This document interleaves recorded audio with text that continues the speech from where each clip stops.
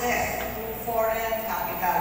So sana yung mga foreigners, lalo-lalo na yung mga foreign cooperatives, gusto nila mag-social dito sa Pilipinas, matututo tayo at yung teknolohiya na sinasabi mo, naligang pa sa kapital, mga ipapasok dito para matuto rin tayo sa mga high-tech, digital na cooperative effort.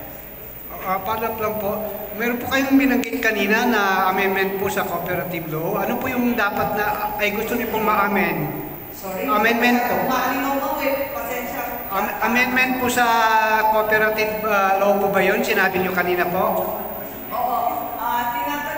Maraming kami suggested yung tax exemption para sa agricultural co-op, malawakin yung tax exemption from 10 million to 100 million, tapos yung paggamit ng reserve fund para hindi masyadong nasasayang yung reserve fund kasi hindi nila pwedeng galawin eh.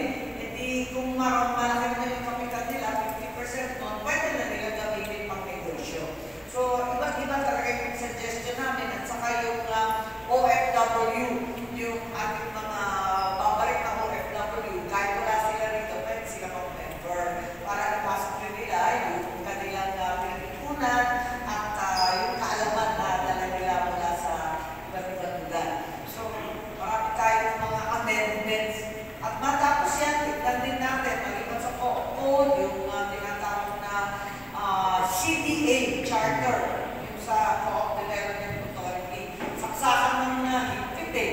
Sabi 2 years bago makapag-rehistro. Marami silang requisitos na dapat tulan talaga at palawagin.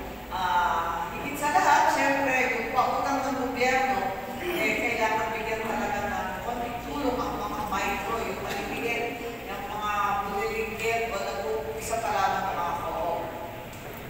Pwede pa po isa, sa kay Mayor po. Mayor, kumusta po yung mga cooperatives po dito sa Antipolo po? Ano po yung lagay nila? At saka anong tulong po yung pwede niyong maibigay? Salamat po.